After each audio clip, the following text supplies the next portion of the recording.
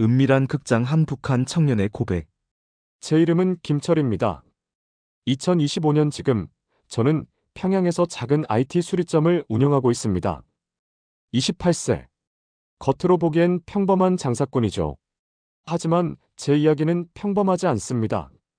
오늘 여러분께 들려드릴 이야기는 제가 어떻게 이불 속에 숨어 금지된 영상을 보던 대학생에서 돈주가 되었는지에 관한 것입니다. 그리고 이것은 저만의 이야기가 아닙니다.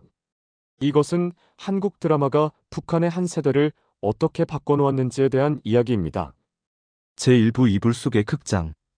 2020년, 저는 23세였습니다. 평강대학교 경영학과 2학년. 밤 11시.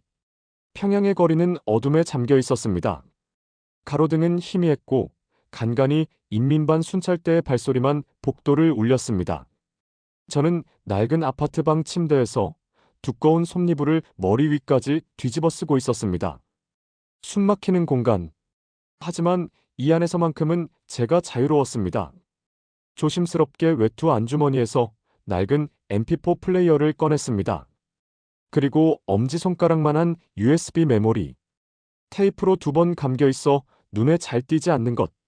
우리는 이것을 알판이라고 불렀습니다. MP4 화면에 불이 들어왔습니다. 한국 드라마가 재생되기 시작했습니다. 서울 강남의 세련된 카페. 최신 유행의 옷을 입은 남녀 주인공이 웃으며 손을 잡는 장면. 고급 외제차가 거리를 달리는 모습. 제 눈은 화면에 고정되었습니다. 경계심과 함께 강렬한 열망으로 가득 찼습니다. 이 알판 하나는 일반 노동자의 몇 달치 월급에 해당하는 초고가품이었습니다. 목숨을 걸고 국경을 넘은 이 작은 플라스틱 조각. 하지만 이것은 단순한 오락물이 아니었습니다. 이것은 다른 세상의 존재를 증명하는 물리적인 증거였습니다. 우리의 사회주의 낙원이 사실은 가짜일지도 모른다는 의심을 심어주는 치명적인 무기였습니다. 제2부 균열. 낮에는 강의실에 앉아 있어야 했습니다. 60대의 리 교수가 낡은 양복을 입고 강단에서 외쳤습니다. 동무들, 우리는 지금 굶주림이 없는 완벽하게 평등한 사회에서 살고 있다. 저 남조선 괴뢰들이 아무리 물질적 풍요를 선전해도 계급 착취가 만연한 썩은 자본주의일 뿐이다. 저는 노트에 필기를 하는 척했습니다. 하지만 노트 한 구석에는 어제 본 한국 드라마 주인공의 헤어스타일 스케치가 그려져 있었습니다. 교수의 말은 더 이상 제 귀에 들어오지 않았습니다. 저는 고난의 행군을 직접 겪지 않았습니다. 어릴 적 기억으로만 알 뿐입니다. 제게 생존, 식량의 문제는 아니었습니다. 제가 겪는 결핍은 삶의 질과 문화적 자유였습니다. 강의가 끝난 후 친구 민호와 대학 뒷골목에서 만났습니다. 민호가 흥분하며 속삭였습니다. 야, 김철. 어제 그 드라마 봤지? 그 주인공이 여자친구한테 선물한 찢어진 바지 말이야. 우리도 저렇게 입으면 멋있을 텐데. 저는 씁쓸하게 웃었습니다. 찢어진 바지는 고사하고 염색만 해도 비사회주의 문화 침투라고 인민반에서 소집되지 않겠나? 게다가 그 배우가 입은 코트. 우리 아버지가 1년 내내 벌어도 못 살걸? 민호가 답했습니다. 그게 바로 자본주의의 마술이겠지. 근데 나는 그게 마술이 아니라 우리가 열심히 혁명적으로 사는데도 가질 수 없는 진짜 현실이라서 더 화가 나. 한국 드라마 속 고급 카페와 평양의 낡은 상점. 극명한 대비. 저희가 느끼는 결핍은 부모 세대가 겪은 평등한 가난과는 성격이 달랐습니다. 부모 세대는 모두가 가난했으니 참고 견디자는 연대감이 있었습니다. 하지만 저희는 평양 내부의 계층적 불평등을 목격했습니다. 당 간부의 자녀들은 최신 유행의 옷을 입고 비싼 음식을 먹었습니다. 저희와는 완전히 다른 세상에서 살았습니다. 한국 드라마 속 재벌 2세와 가난한 서민의 사랑 이야기는 저희에게 낯선 이야기가 아니었습니다. 그것은 고스란히 당 간부 자녀와 일반 주민 청년 사이의 현실로 투영되었습니다. 저는 생각했습니다. 드라마 속 흑수저 주인공도 노력하면 결국 성공하고 원하는 것을 얻지. 하지만 이 땅에서는 다르다. 아무리 열심히 일해도 우리 아버지의 신분은 바뀌지 않아. 우리의 흑수저는 영원히 흙수저일 뿐이지. 이게 사회주의 낙원인가? 한류는 저희에게 자본주의의 풍요를 보여주는 동시에 북한 사회주의의 불공평함을 깨닫게 하는 잔인한 거울이 되었습니다. 제3부 위험한 팬덤. 알판 속 금지된 지식은 단순한 시청을 넘어 생활 양식의 변화를 요구했습니다. 어느 날 민호는 한국 드라마에서 본 스타일을 어설프게 따라 한 밝은색 코트와 밑단이 조금 찢어진 바지를 입고 나타났습니다. 어때? 사랑의 불시착 주인공처럼 보이지 않나? 저는 경고했습니다. 시선이 느껴지는 건 멋있어서가 아니라 위험해서일걸. 인민반리 반장이 보면 당장 신고할 게 뻔해. 저는 민호에게 한국 드라마처럼 공개적으로 손을 내밀었습니다. 장난이었죠. 민호는 순간 망설이다가 제 손을 잡았습니다. 남조선 괴뢰들처럼 해보는 거지 뭐. 사랑 앞에서는 혁명도 멈춘다던데? 바로 그때 골목에서 보위부 단속 요원 최부원이 나타났습니다. 멈춰. 동무들.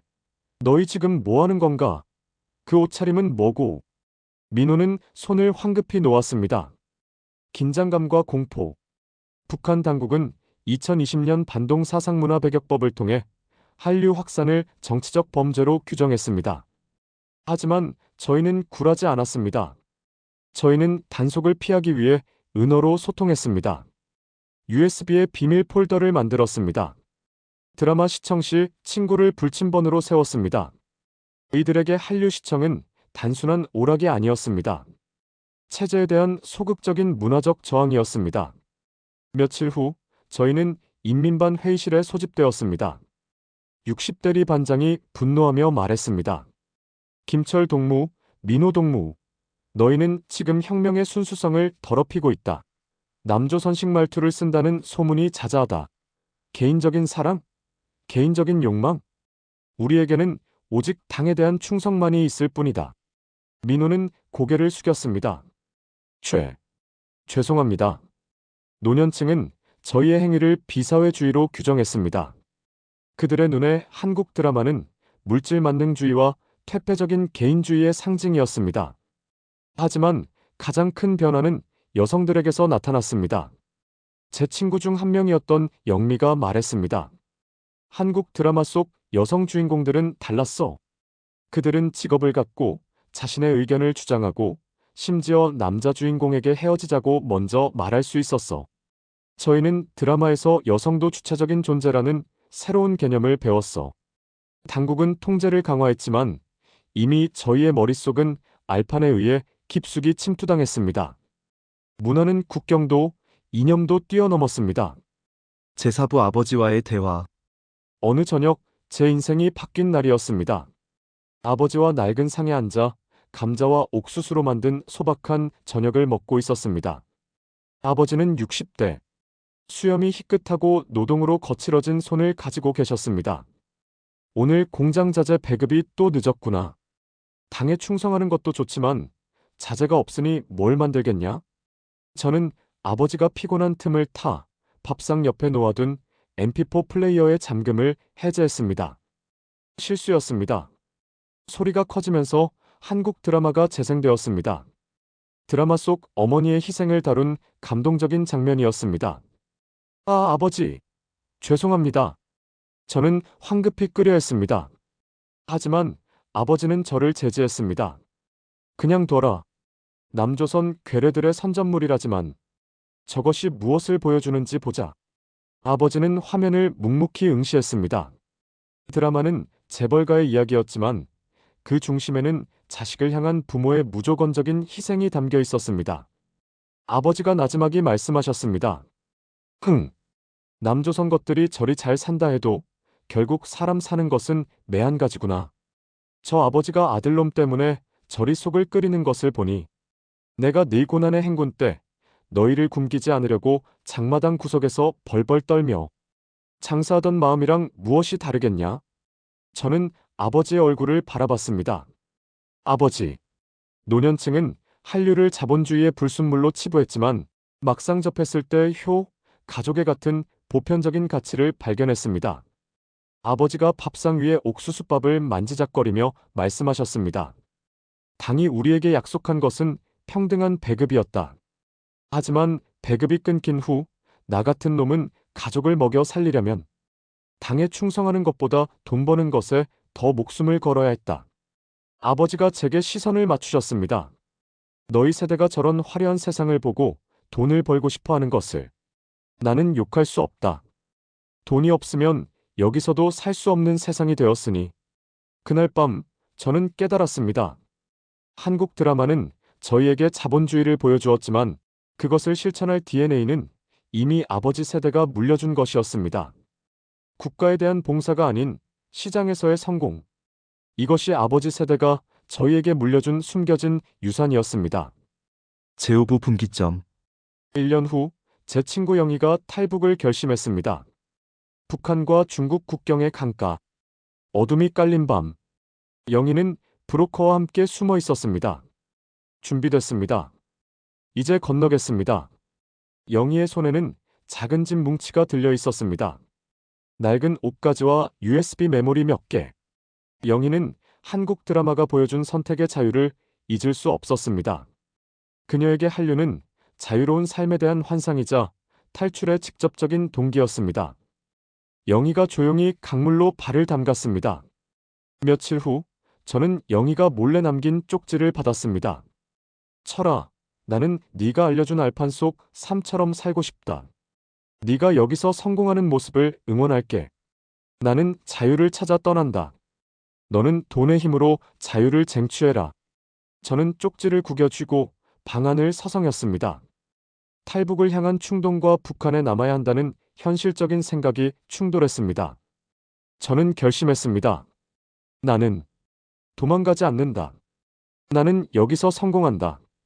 돈의 힘이 이곳에서도 통한다는 것을 나는 안다. 저는 방구석에 숨겨둔 낡은 나무 상자를 열었습니다.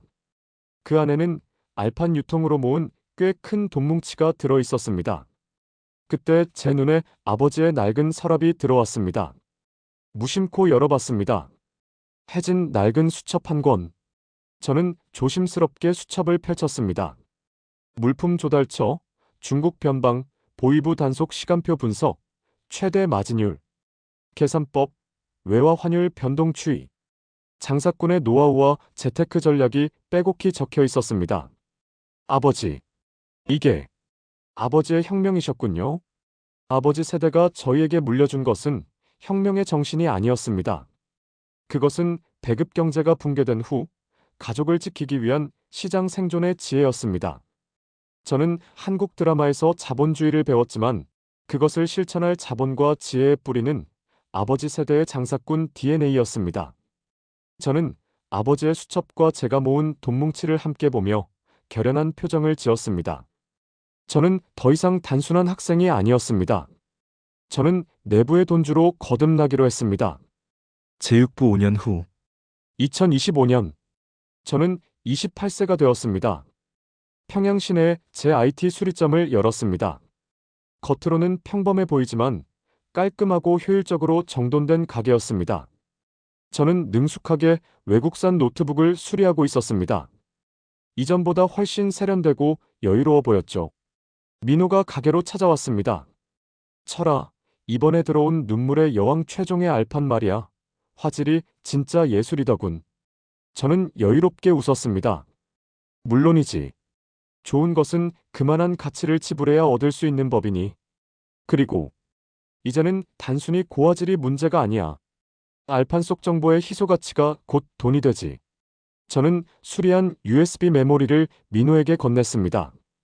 이전보다 훨씬 세련된 디자인이었습니다. 저는 한국 드라마를 통해 자본주의를 배우고 아버지의 수첩을 통해 그 자본주의를 북한 땅에 뿌리내렸습니다. 제 가게는 단순히 기기를 수리하는 곳이 아니었습니다. 북한 청년들의 비공식적인 정보 및 문화 교류의 장이 되었습니다. 저는 잠시 창밖을 내다봤습니다. 멀리 주체 사상탑이 웅장하게 서 있었습니다. 북한의 체제는 여전히 강력한 이념의 탑처럼 우뚝 서 있습니다. 하지만 그 탑 아래의 골목길에서는 돈과 정보가 이미 새로운 질서를 만들었습니다. 저희 청년들은 당의 명령보다 돈의 논리와 개인의 성공을 최우선으로 생각합니다. 가게 안의 풍경. 젊은 고객들이 수리비를 달러로 지불하고 한국 드라마의 대사를 은어처럼 사용하며 웃고 떠들었습니다. 민호가 제게 속삭였습니다. 근데 생각해보면 웃기지 않아? 우리를 감시하는 보이부. 최 부장도 결국 너한테서 돈을 받고 이 장사를 묵인해주잖아. 가장 반동적인 문화가 가장 체제적인 간부들을 먹여 살리고 있으니.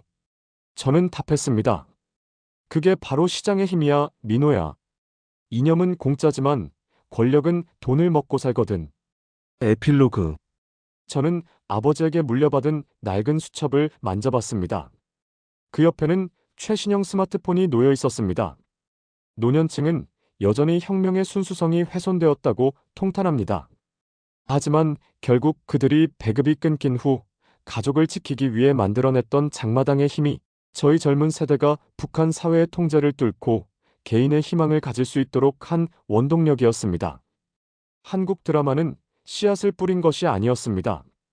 그것은 오랜 세월 억눌렸던 시장 자본주의의 DNA를 발화시키는 불쏘시개 역할을 했을 뿐입니다. 북한을 바꾸는 힘은 이념이 아니었습니다. 낡은 수첩에 기록된 장사의 지혜와 작은 USB 메모리 속의 자유로운 정보였습니다. 저는 미소를 지으며 수리점을 나서는 고객에게 인사를 건넸습니다. 수리점 간판 뒤편으로 주체탑의 그림자가 드리워졌습니다. 저희 북한의 청년들은 지금 한국 드라마를 통해 부모 세대의 생존 정신을 완성하고 있습니다.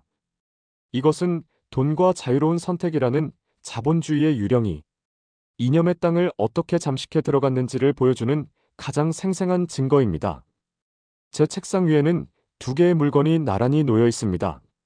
낡은 장마당 수첩과 최신 USB 메모리. 두 세대가 물려준 유산. 하나는 생존의 지혜, 하나는 자유의 꿈. 그 둘이 만나 북한의 새로운 세대를 만들어가고 있습니다.